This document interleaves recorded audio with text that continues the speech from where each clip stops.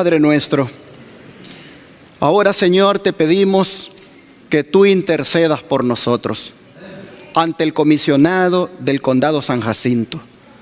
Pues como has escuchado, Señor, se ha de presentar este martes para ver de primera mano de qué se trata este proyecto, qué es lo que vamos a construir.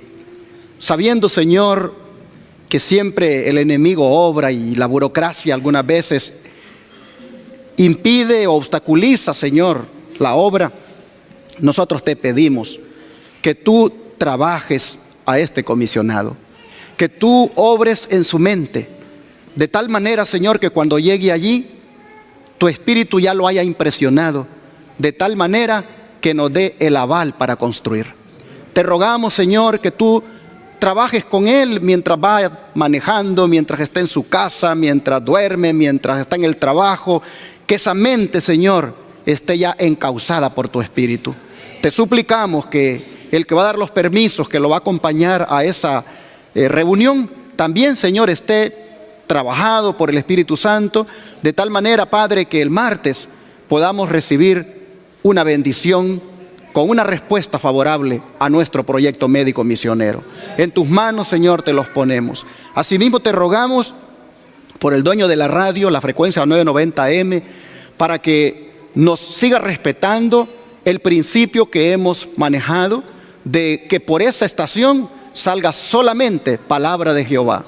Rogamos, Señor, que Él, habiendo visto cómo nos hemos manejado, no siga, Padre, con este plan que tiene, y que desista, que respete, Señor, nuestra manera de ver y de hacer la obra, y que no haya ninguna injerencia de su parte para estropear esta manera de trabajar en tu obra. En tus manos, Señor, lo ponemos para que también tú quites de su mente lo que nos ha pedido, porque queremos, Señor, que no se mezcle lo político ni lo mundano con lo sagrado. En tus manos de amor ponemos a este dueño de la frecuencia 990M. Ahora, Padre, también aprovecho para suplicarte que bendigas la palabra que va a ser expuesta, que esta palabra no vuelva a ti vacía, que haga la obra que tú quieres en nuestros corazones. Rogamos, Señor, que el Espíritu Santo nos impresione y nos enseñe y nos guíe, de tal manera que podamos esta palabra entenderla y aplicarla. Lo pedimos en el nombre de Jesús. Amén. En nuestro seminario profético, la revelación de Jesucristo, nos hemos detenido en esa serie de los 7 sellos y específicamente en la respuesta que Dios da a una pregunta que se hace en el 6º sello. Por eso hemos titulado el tema hoy nuevamente, la respuesta de Dios a la angustiosa pregunta del 6º sello, 4ª parte. ¿Cuál es la pregunta que se hace en el 6º sello?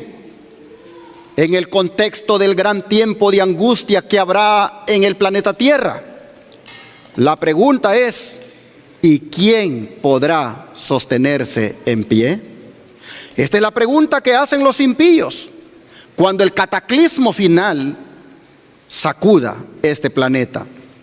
Dios nos ha estado diciendo en los 3 temas anteriores que los únicos que van a permanecer de pie serán los 144,000 sellados, los cuales serán tomados de las 12 tribus del Israel espiritual de Dios, que ha de subsistir al final de los tiempos. Se ha debatido mucho en cuanto a si el número 144,000 es literal o es simbólico. Pero lo más importante, como dice la mensajera del Señor, es que nos esforcemos con todo el poder que Dios nos ha dado para estar entre ellos. Más que si es literal o es simbólico. Esforcémonos con todo el poder que Dios nos ha dado para estar entre ellos. Aunque no deja de ser relevante el que ella diga que son 144,000 en número. Por allí hay otra declaración donde dice, y nos bautizamos 12 en número.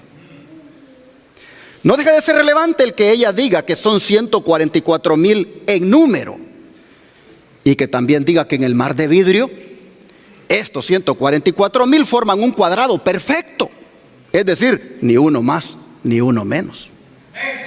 No deja de ser relevante esto, y lo más importante es el hecho de que ellos serán los que estén vivos cuando Cristo venga. En otras palabras, mis hermanos, si nosotros llegáramos a estar vivos cuando Cristo venga, esforcémonos desde ya con todo el poder que Dios nos ha dado para ser parte de los 144,000. Pero como dije en el tema anterior, no son solo 144,000 los únicos que se van a salvar en la historia, pues con ellos estarán en el cielo una gran multitud, vestidos de ropas blancas y con palmas en las manos, símbolo de victoria. Abramos la Biblia en Apocalipsis 7 y leamos sobre ellos en los versículos 9 y 10.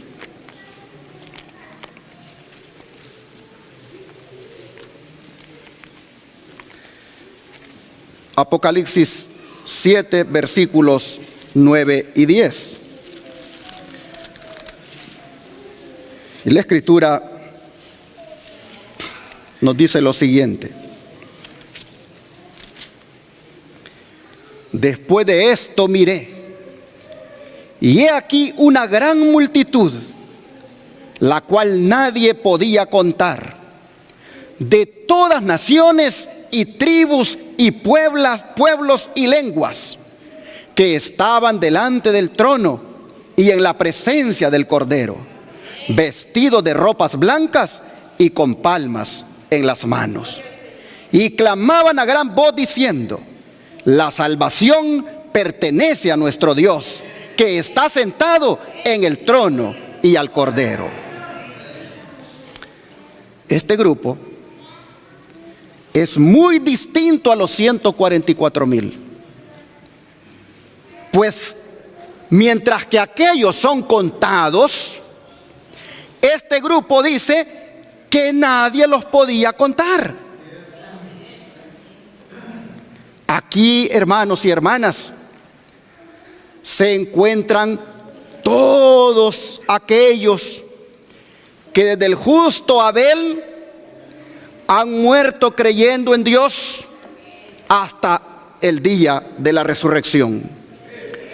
En otras palabras, todos estos se juntan con los 144,000 y hacen toda esa gran multitud y alaban a Dios, porque Él es digno de ser alabado, porque Él ha hecho posible la salvación de los redimidos.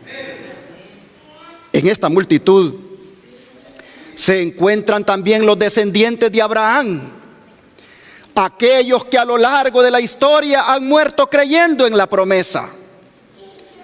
Pablo, hablando de ellos, miren lo que dice. Vamos a Hebreos capítulo número 11, versículos 12 y 13. Hebreos 11, versículos 12 y 13.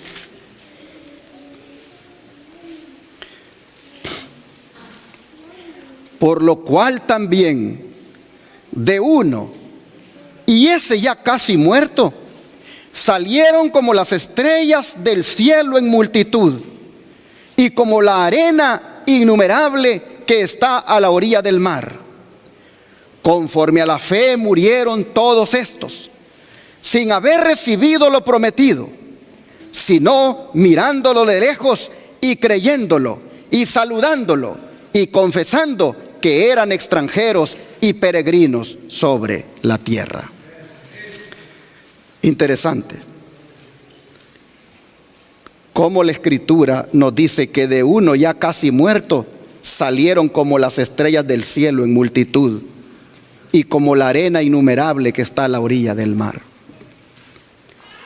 Estos que son como las estrellas del cielo en multitud, y como la arena innumerable que está a la orilla del mar. Estos son los que Juan mira, vestidos de ropas blancas y con palmas en las manos. Estos son los que conforme a la fe han muerto, sin haber recibido lo prometido. Estos son los que mirándolo de lejos y creyéndolo, descansaron antes para esperarnos a aquellos que nos vayamos uniendo a ellos como muertos en Cristo, si es que no llegamos a estar entre los vivos. Estos son los que ahora Juan mira, vestidos de ropas blancas y con palmas en las manos. Dice que conforme a la fe murieron. ¿Qué significa esto? Que ellos por fe vieron la promesa a la distancia, que ellos estaban persuadidos de la realidad de la herencia prometida, que su fe en esas promesas los hizo renunciar al presente y vivir solo para el futuro.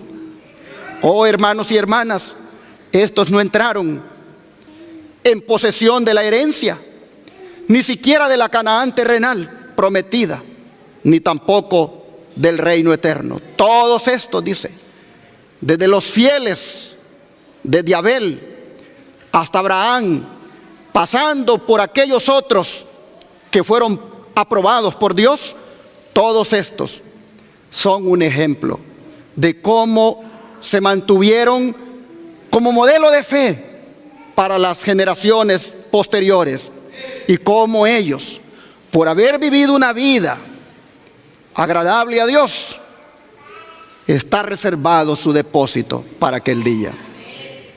Oh, hermanos, dice que ellos creyéndolo, es decir, creían ellos que eso era real, lo que Dios les había prometido. Ellos dice que lo saludaron, es decir, le dieron la bienvenida a eso que Juan mira, a esa multitud que Juan ve vestidas de ropas blancas y con palmas en las manos, que los mira allí en la tierra nueva, en el cielo. Ellos, los descendientes de Abraham, los desde Abel para acá, los justos que han muerto, todos estos los saludaron, dice Pablo, de lejos, es decir, le dieron la bienvenida.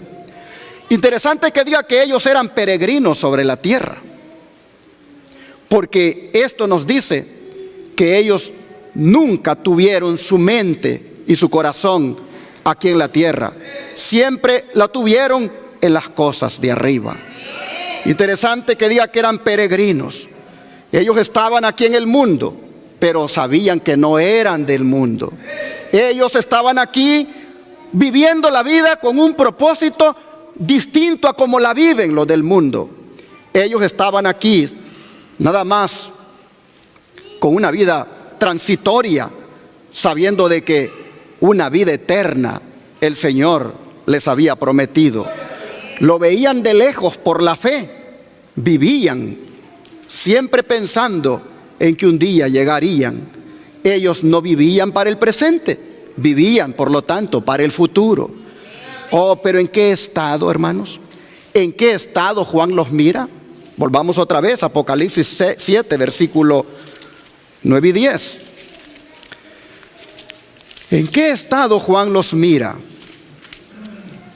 Dice: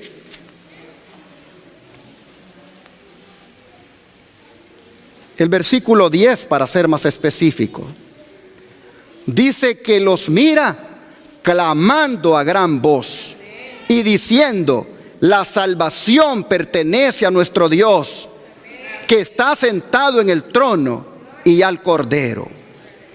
¿En qué estado los mira Juan?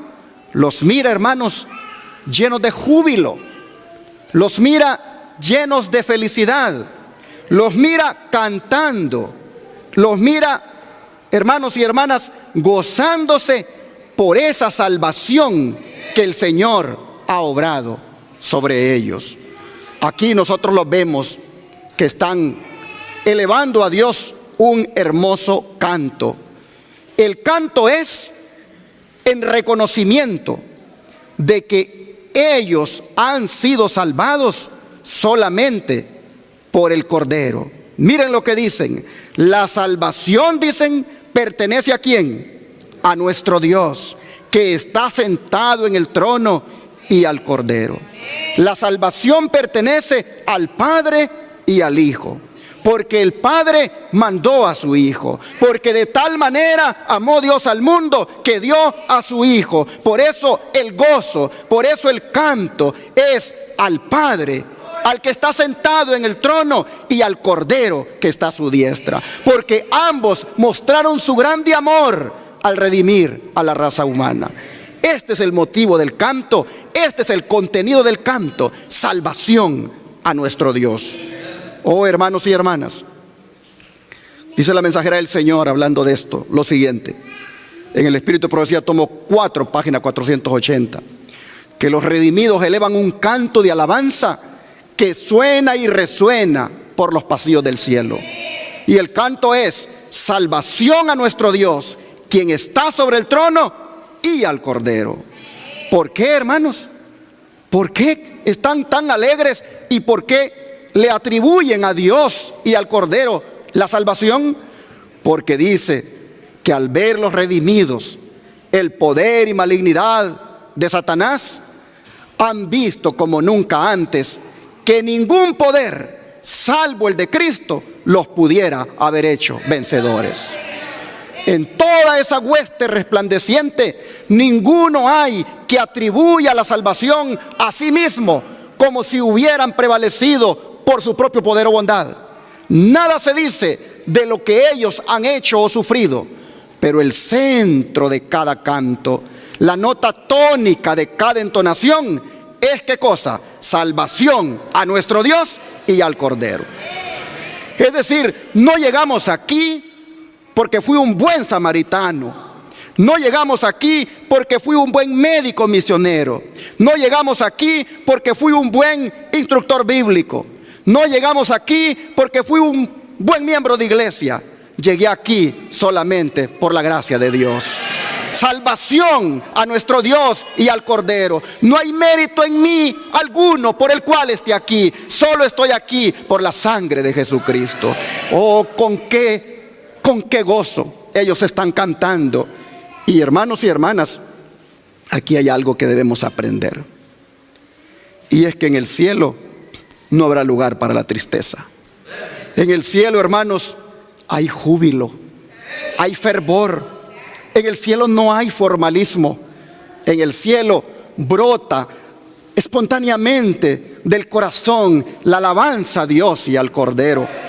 Oh, hermanos, se ve que hay júbilo aquí en esta escena, en esta multitud. Hay fervor por todas partes.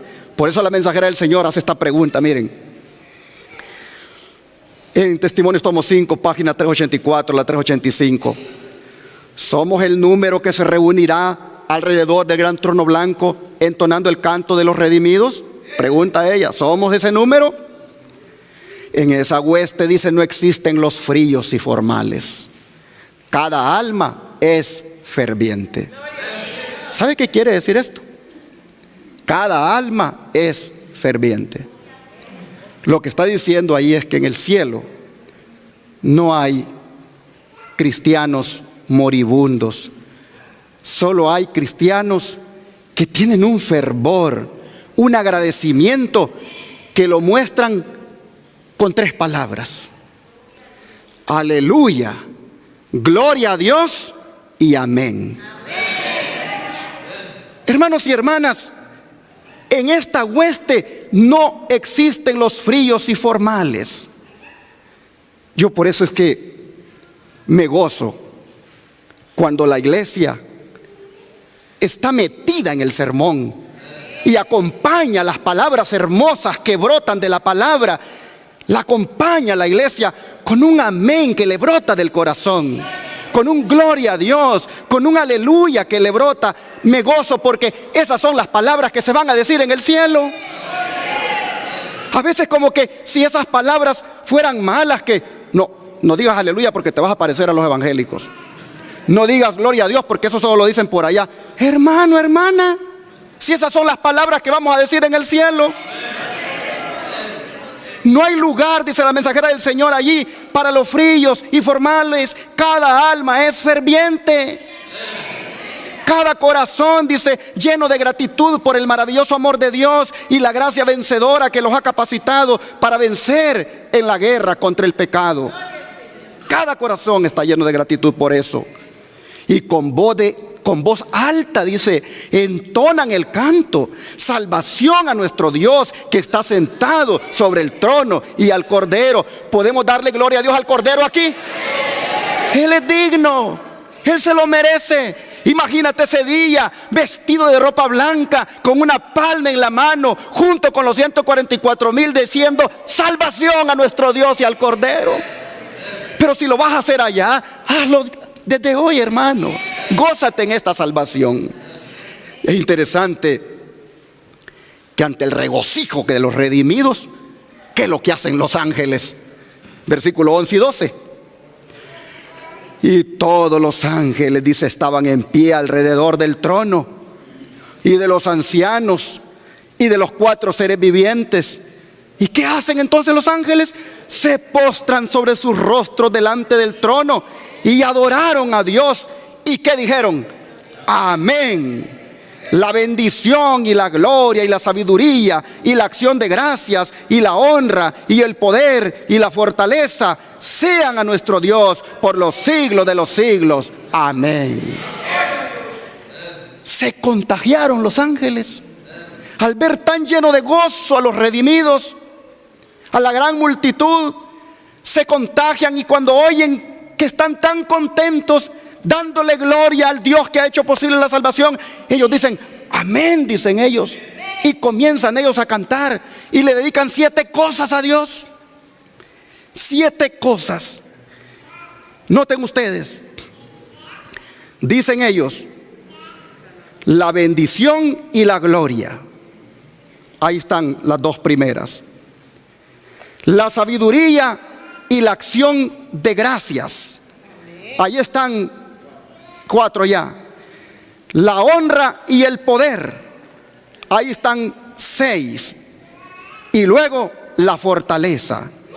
Todo esto, dicen los ángeles, sea a nuestro Dios por los siglos de los siglos. Amén. Oh, mis hermanos, qué espectáculo. ¿Cuántos ángeles hacen esto? Estos son los millones de millones que son citados en Apocalipsis 5. Vamos para atrás. Apocalipsis 5, miremos allí el versículo 11 y 12.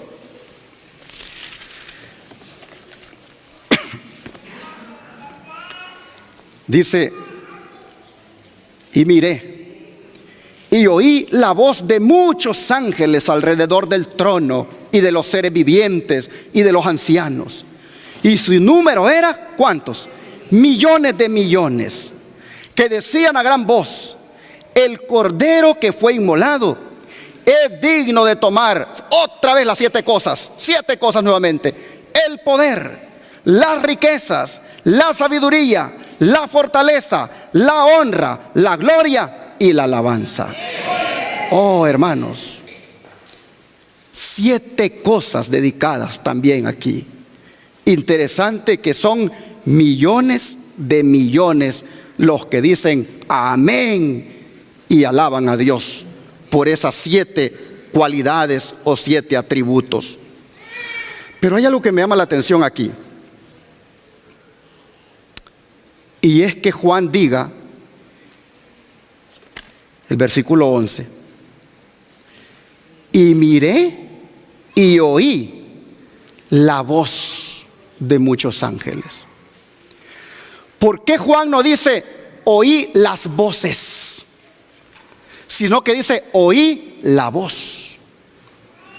¿Qué nos dice esto a nosotros? Si son millones de millones los que están alabando, ¿por qué Juan no dice oí las voces, sino que dice oí la voz? Lo que nos dice es que ellos cantan al unísono. lo que nos dice es que ellos no desentonan en la alabanza. Lo que nos dice es que no hay discrepancia. Lo que nos dice es, hermanos, que allí nadie desentona. Oh, esto es una lección. Esto es una lección que debemos aprender nosotros cuando de alabar al Señor se trata.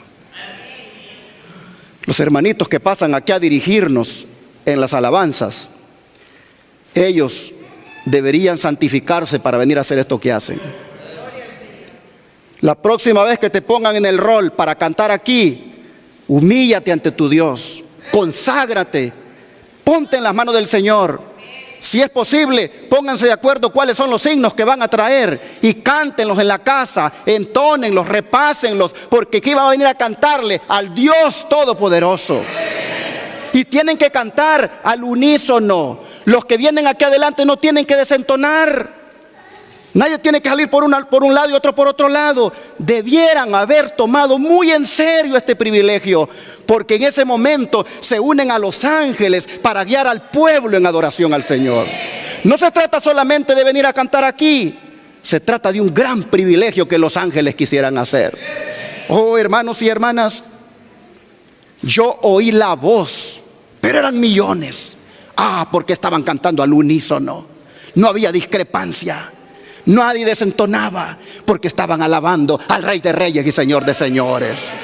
Mire lo que dice la sierva del Señor en el manuscrito 18 del año 1894. El coro angelical hace resonar la nota de victoria, y los ángeles entonan el canto, y la hueste de los redimidos se une a él como si hubieran cantado el himno en la tierra. Y así fue. Oh, qué música. No hay una sola nota discordante. Cada voz proclama: el Cordero que fue inmolado es digno.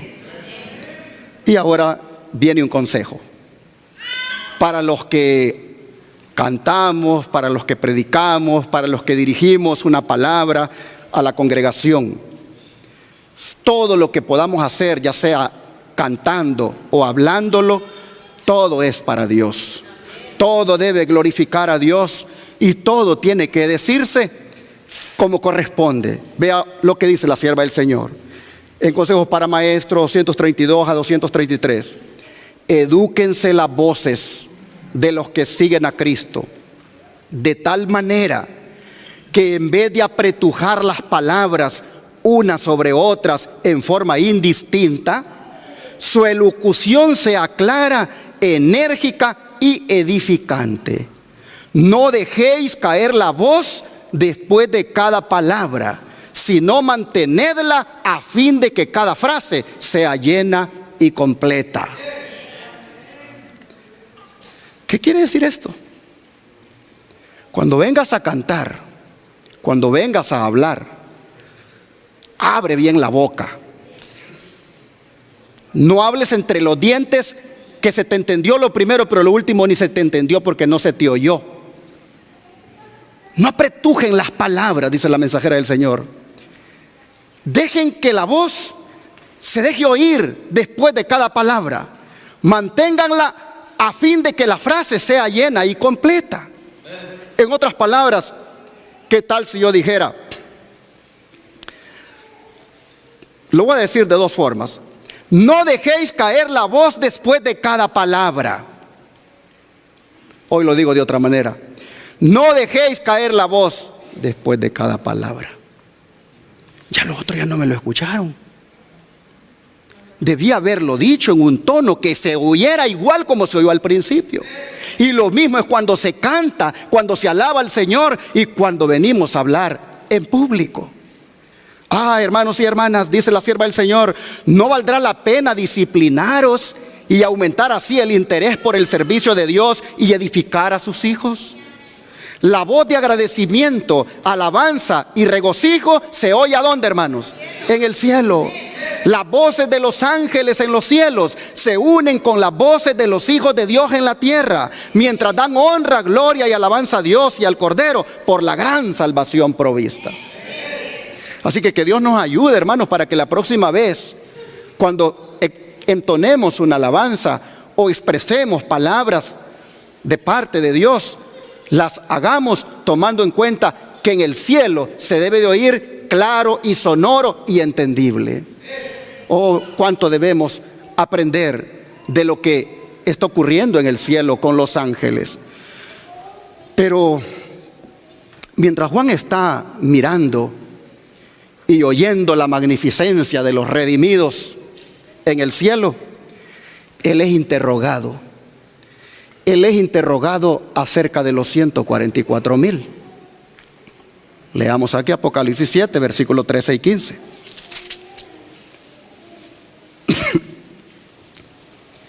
Entonces uno de los ancianos habló diciéndome: estos que están vestidos de ropas blancas, ¿quiénes son y de dónde han venido? Yo le dije: Señor, tú lo sabes. Y él me dijo: estos son los que han salido de la gran tribulación y han lavado sus ropas y las han emblanquecido en la sangre del Cordero. Por esto están delante del trono de Dios y le sirven día y noche en su templo. Y el que está sentado sobre el trono extenderá su tabernáculo sobre ellos.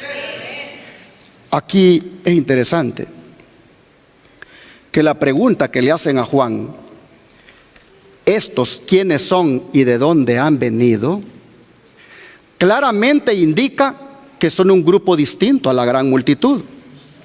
Pues de la gran multitud Juan ya sabe que vienen de toda tribu, nación, pueblo y lengua.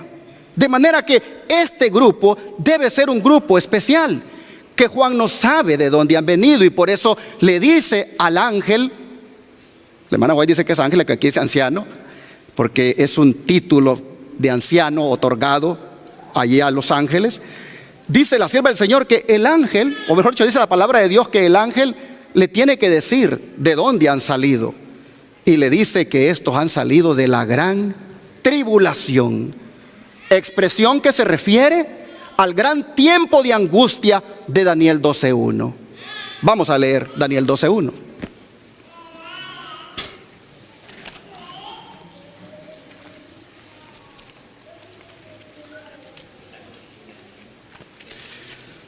Daniel 12:1 dice: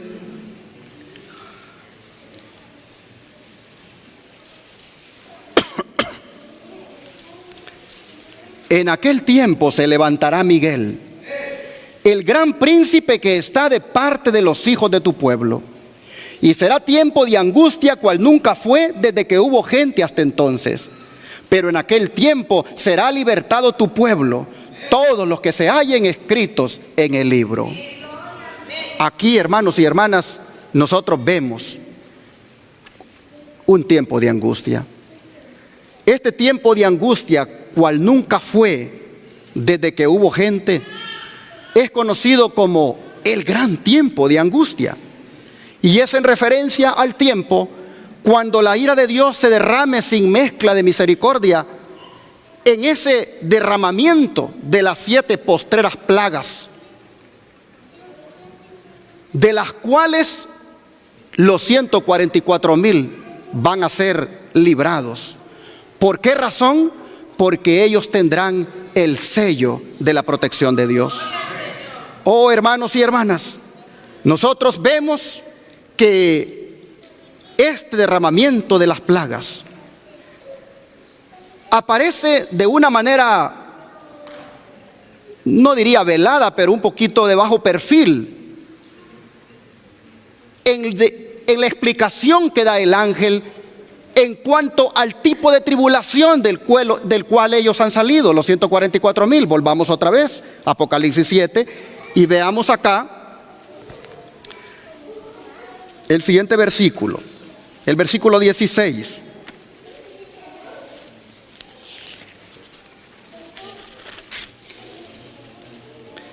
Y dice la Escritura: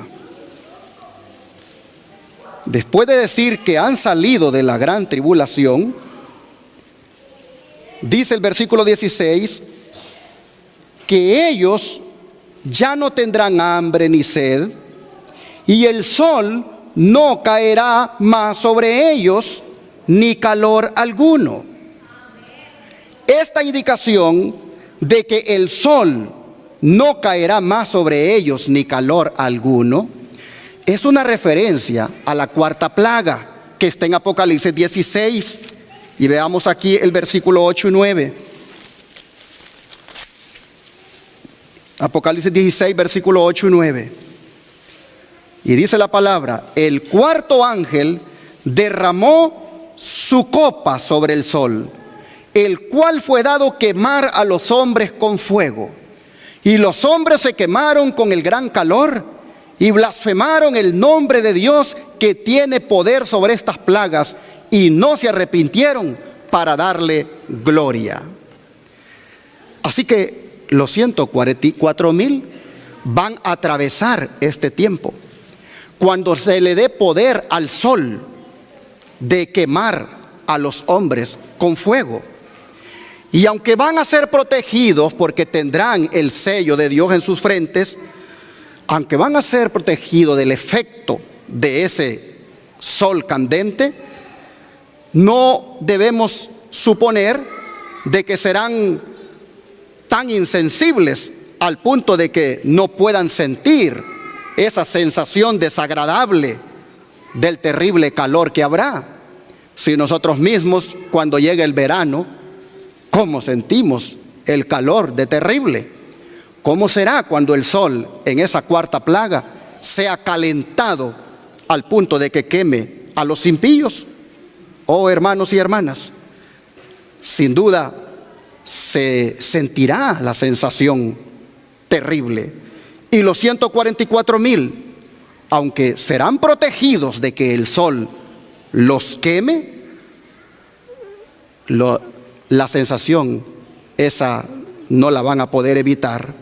Por eso es que dice que cuando ellos están aquí, volvamos a leer el versículo 16 de Apocalipsis 7, por eso es que dice que ya no tendrán hambre ni sed, y que el sol no caerá más sobre ellos ni calor alguno, como una referencia a que habrán pasado, habrán mirado, habrán sentido en el ambiente el terrible efecto de ese calentamiento del sol. Oh, hermanos y hermanas, los 144,000, ellos serán los que van a enfrentar el decreto de muerte de Apocalipsis 13. Ellos serán los que van a enfrentar el boicot económico en su contra, porque no podrán comprar ni vender. Ellos serán los que no van a dejarse que les pongan la marca de la bestia. Ellos serán, hermanos, los que se mantendrán leales al día santo sábado. Ellos serán los que van a levantar el estandarte de la verdad. Los 144,000 pasarán por esa situación difícil. Mirarán cuando las plagas empiecen a caer. Ellos serán los que pasarán por ese tiempo de angustia cuando no habrá más intercesor. Ellos pasarán por toda esa tribulación. Y ahora los ve Juan allá junto con la multitud. Los ve como un grupo especial que están allí, y que el ángel le dice: ellos han salido de esa tribulación y el sol no los va a calentar más. Ellos van a estar libres finalmente de esos efectos. Oh, hermanos y hermanas, finalmente los 144,000 vivientes, finalmente los 144,000 que estarán vivos cuando Jesús venga, no llegarán al cielo sin antes haber pasado por la gran tribulación. La sierva del Señor, vea cómo dice: en todo tiempo, dice, los elegidos del Señor fueron educados y disciplinados en la escuela de la prueba. Anduvieron en los senderos angostos de la tierra, fueron purificados en el horno de la aflicción. Por causa de Jesús sufrieron oposición, odio y calumnias. Le siguieron a través de luchas dolorosas, se negaron a sí mismos y experimentaron amargos desengaños. Por su propia dolorosa experiencia conocieron los males del pecado, su poder, la culpabilidad que entraña y su maldición, y lo miran con horror. Conflicto de los siglos. Pero noten ustedes, ahí arriba en rojo, dice que esto ha sido en todo tiempo. Eso quiere decir que no solo los 144,000 van a experimentar tribulación, solamente que los otros habrán llegado a través de muchas tribulaciones al reino de Dios, pero los 144,000 lo harán a través de la gran tribulación. Y ya eso es superlativo, escuchar gran tribulación. Pero en todo tiempo los hijos de Dios han sido atribulados. Y ninguno de los que van a estar allá, vestidos de ropas blancas y con palmas en las manos, podrán estar allá sin haber experimentado pruebas. Dice la sierva del Señor: el sufrimiento ha sido la suerte del pueblo de Dios desde los días del mártir Abel. Los patriarcas sufrieron por ser leales a Dios y obedientes a sus mandamientos. La gran cabeza de la iglesia sufrió por nosotros. ¿Quién es la gran cabeza de la iglesia? Cristo. Sus primeros apóstoles, dice, en iglesia primitiva, también sufrieron. Los millones de mártires sufrieron. Y los reformadores sufrieron. ¿Y por qué nosotros, quienes tenemos la bendita esperanza de inmortalidad, a ser consumada en la inminente aparición de Cristo, tenemos que retraernos de una vida de sufrimiento? ¿Por qué tendríamos nosotros que llegar al cielo sin sufrir? Estar con las palmas en las manos, vestidos de ropas blancas. ¿Por qué tendríamos que estar allí sin sufrir si todos los que nos antecedieron han sufrido? Empezando por la gran cabeza de la iglesia, Jesucristo. Dice que si fuera posible llegar al árbol de vida en medio del paraíso de Dios sin sufrir, no disfrutaríamos la recompensa tan rica que nos espera. Nos separaríamos de la gloria. La vergüenza nos sobrecogiera en presencia de quienes pelearon la buena batalla, de los que corrieron la carrera con paciencia y se aferraron de la vida eterna. Nos daría vergüenza ver a un Pablo que fue azotado, ver a tanto mártir que tuvieron que ofrendar la vida. Nos daría vergüenza que nosotros lleguemos allí sin que nos haya pasado nada, porque todos los que estén allí habrán salido de una tribulación. Dice, pero nadie estará allí quien como Moisés no haya preferido sufrir aflicción con el pueblo de Dios. El profeta Juan vio la multitud de los redimidos e inquirió quiénes eran. Y la pronta respuesta vino: estos son los que han salido de gran tribulación y han lavado sus ropas y las han emblanquecido en la sangre del Cordero. Testimonios tomo 1, página 78. Me llama la atención que finalmente tampoco estarán allá solamente porque hayan pasado por la gran tribulación, sino que también porque han lavado, ¿qué cosa? Sus ropas y las han emblanquecido en la sangre del Cordero. ¿Qué significa esto? Oh, hermanos y hermanas, significa que ellos se lavaron de sus inmundicias, de sus pecados, se lavaron de los placeres de este mundo. ¿Por qué? Porque se entregaron a Jesucristo, se rindieron a Él, se consagraron a Él, buscaron imitar al Señor en su carácter. Por eso es que ellos están ahora con vestiduras blancas. Interesante cómo el don de profecía lo sigue diciendo. Los de ropa blanca, dice, rodeando el trono de Dios, no son compuestos de esa compañía amante del placer más que de Dios, que prefiere vagar con la corriente en lugar de enfrentar las ondas de oposición. Todo el que permanece puro e incorrompido por el espíritu e influencia prevalecientes afrontará severos conflictos, habrá de atravesar gran tribulación, lavará sus ropas del carácter y las emblanquecerá en la sangre del Cordero. Cantará el cántico de triunfo en el reino de gloria. Así está escrito en Mi Vida Hoy, página 321. Pero qué interesante, hermanos y hermanas. ¿Quiénes son los que están allí? Son aquellos, dice, que no aman el placer más que a Dios. Son aquellos que no van allí con la corriente. Ellos enfrentan la oposición. Son aquellos que permanecen puros e incorrompidos.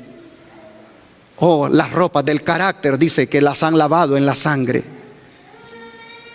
¿No creen ustedes que deberíamos nosotros asegurarnos de que tengamos lavadas las ropas del carácter?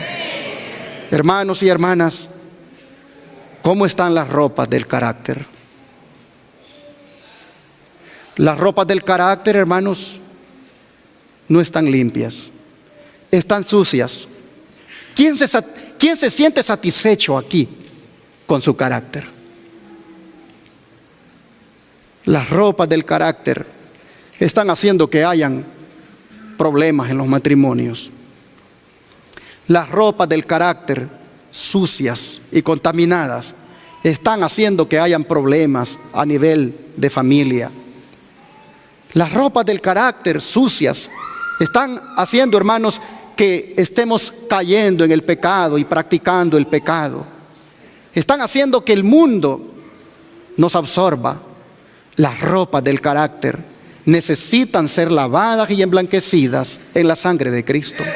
Es necesario hacerlo. Dice la sierva del Señor en Hijos e Hijas de Dios, página 68, que la única esperanza del hombre yace en Jesucristo, quien trajo el manto de su justicia para ponerlo sobre el pecador que quiera dejar de lado sus sucios andrajos. ¿Cómo está tu ropa? Entendiéndolo espiritualmente, ¿cómo está tu vida? ¿Se parece a sucios andrajos? ¿Por pecados acariciados? ¿Por cosas que miramos y no debemos ver? ¿Cosas que oímos y no debemos oír? ¿Cosas que nos ponemos en el rostro, en el cuerpo, que no debemos ponernos? ¿Cosas que claramente se mira que el mundo nos tiene absorbidos? ¿Cómo están nuestras ropas?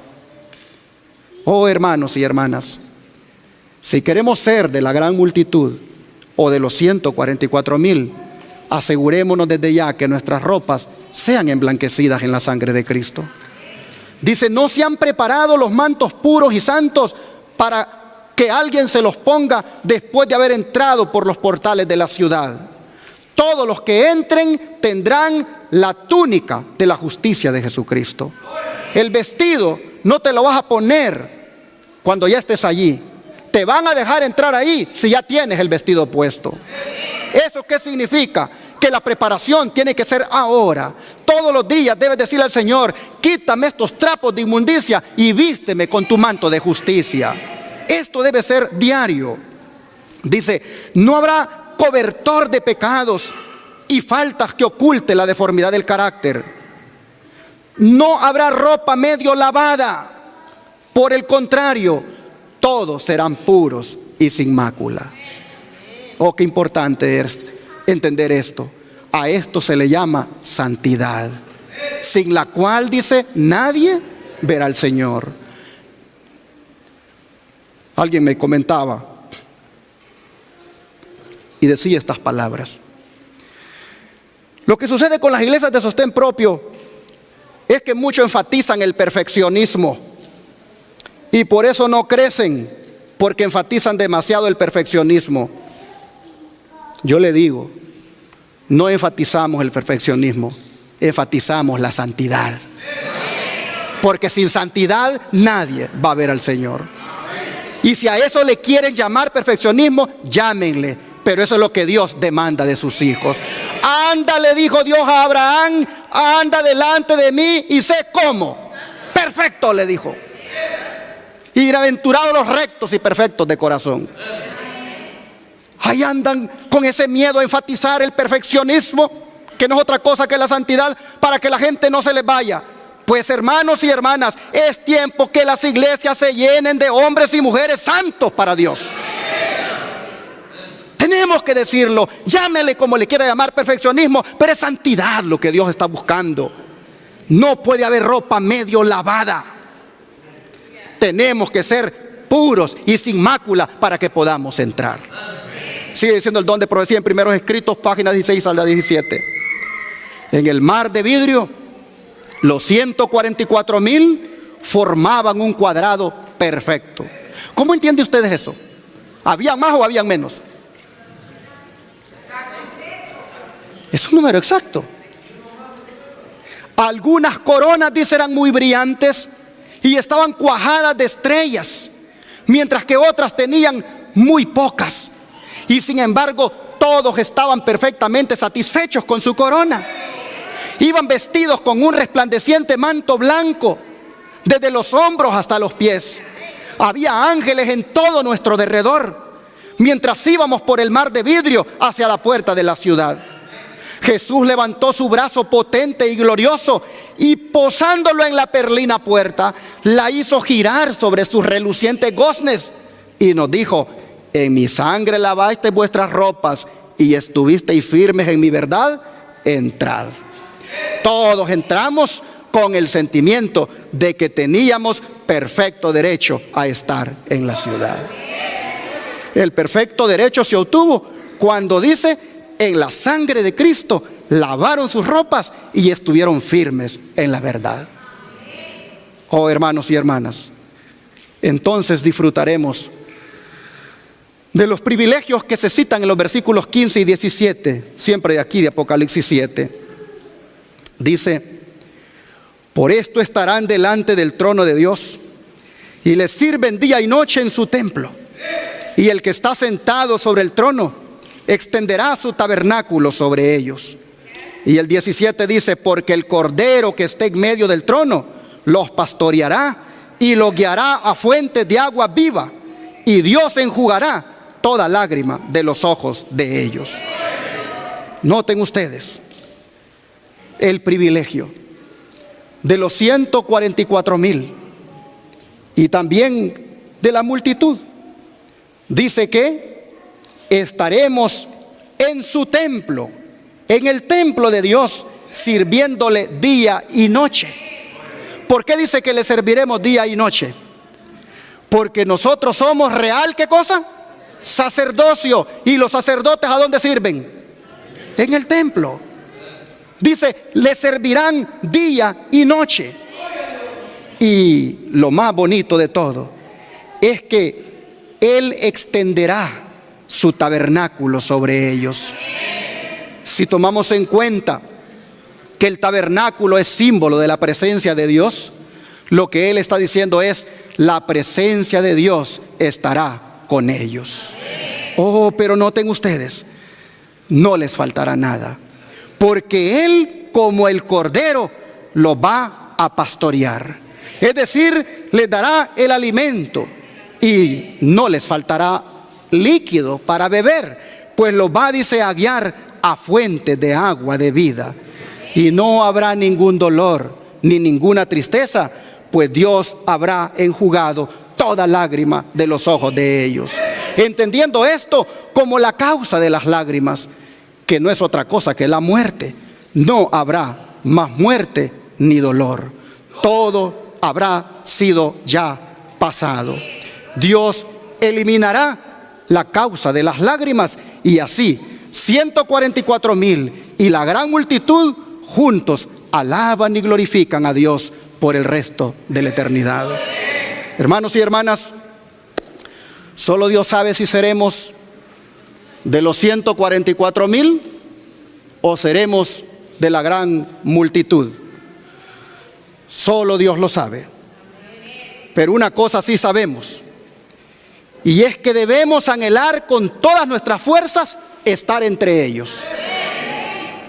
Si estoy vivo cuando Cristo venga, estar entre los 144,000. Si me muero antes que Cristo venga, estar en la gran multitud. Porque finalmente ambos disfrutarán de la eternidad con Cristo. Es allí donde nosotros tenemos que tener claro, hermanos y hermanas, cómo debemos vivir. Y para eso tenemos que vivir una vida de victoria. Una vida que sea victoriosa sobre el pecado. Una vida que sea victoriosa sobre los defectos de carácter.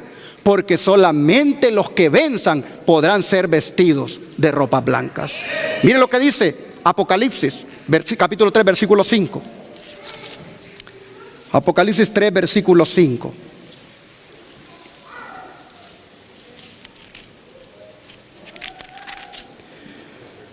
El que venciere será vestido de vestiduras blancas, y no borraré su nombre del libro de la vida, y confesaré su nombre delante de mi Padre y delante de los ángeles.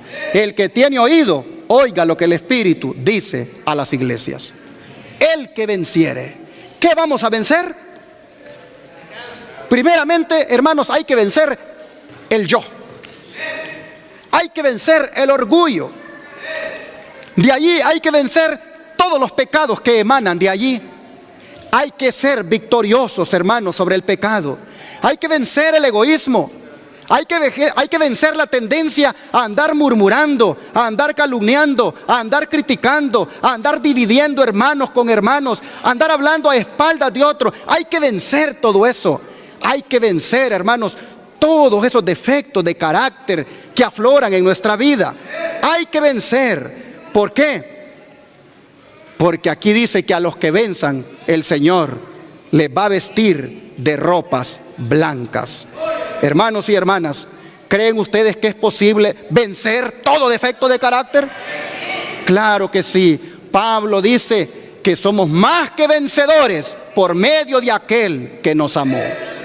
Todo es posible. Todo se puede en Cristo que nos fortalece. Y así, este día, Dios ha confirmado nuevamente su respuesta a la angustiosa pregunta del sexto sello que hacen los impíos. Esa que dice, ¿y quién podrá sostenerse en pie? En otras palabras, mis hermanos, el Señor nos ha dicho en todo el capítulo 7, para responder a la pregunta del sexto sello, el Señor nos ha dicho que en las escenas finales de la historia, mientras con temor del juicio los no arrepentidos procuran esconderse del rostro de aquel que está sentado en el trono y de la ira del Cordero, mientras ellos hacen eso, Dios nos dice que los redimidos no andarán huyendo del que está sentado en el trono, sino que estarán parados frente a Él, alabándole y glorificándole. En otras palabras, nosotros vemos que los redimidos, ellos estarán de pie delante del trono y ante el Cordero. Con esta respuesta que Dios ha dado a la angustiosa pregunta del sexto sello, oh hermanos y hermanas, Dios ha tenido un propósito. Y el propósito es que estemos en alerta. ¿Por qué? Porque el conflicto final muy pronto llegará.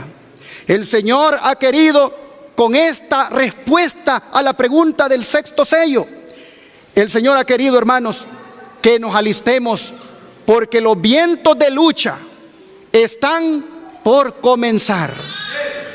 Muy pronto los ángeles soltarán los vientos y solamente los 144,000 sellados serán salvos de los últimos vivientes.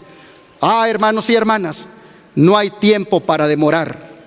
La restricción de los vientos muestra que la misericordia de Dios nos está dando tiempo para que nos preparemos.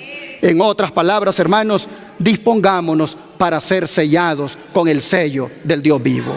Es el plan de Dios que, habiendo entendido quiénes son los únicos que podrán estar de pie, es el plan de Dios que su pueblo se prepare para que sea sellado y así esté, ya sea con los 144,000 o con la gran multitud. Pregunto al pueblo y que Dios lo escuche: ¿cuánto les gustaría consagrarse, entregarse de verdad, rendir sus vidas a Cristo y prepararse para que Él ponga el sello en sus frentes? ¿A cuánto les gustaría? Que Dios bendiga a su pueblo y que de aquí salgan los 144,000 o los de la gran multitud. Bendiciones para todos. Ahí tenemos que estar, alabando a nuestro Dios, vestiditos de ropas blancas y con palmas en las manos. Pidámosle al Señor victoria todos los días. Seamos aquí esa iglesia triunfante. Pidámoselo de rodillas al Señor.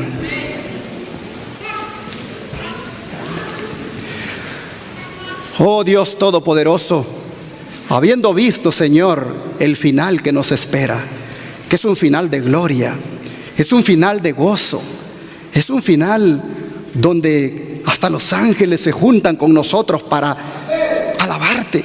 Habiendo visto esto, Padre, ¿cómo nos vamos a perder tan grande regalo? ¿Cómo nos vamos a perder tan grande bendición? Así que te pedimos ahora, por favor, pasa por alto nuestras rebeliones, perdona nuestros pecados y limpia nuestra vida. Por favor, Padre, lava nuestras vestiduras de inmundicia en tu sangre preciosa. Vístenos, por favor, Señor, con tu manto de justicia. Que el manto de tu carácter, tejido en el telar del cielo, nos lo pongamos diariamente. Ayúdanos, por favor, Señor, a lograr victoria cada día sobre el pecado, sobre las tentaciones, sobre los placeres de este mundo, y apartarnos, Padre, como personas santas para ti. Oh Señor, que en aquel día glorioso, cuando la gran multitud y los 144,000 se junten ante tu trono, oh Padre, que nosotros estemos allí. Danos, Padre, el privilegio de llegar allá, ayudándonos aquí a lograr la victoria. Te lo pedimos en el nombre de Jesús. Amén.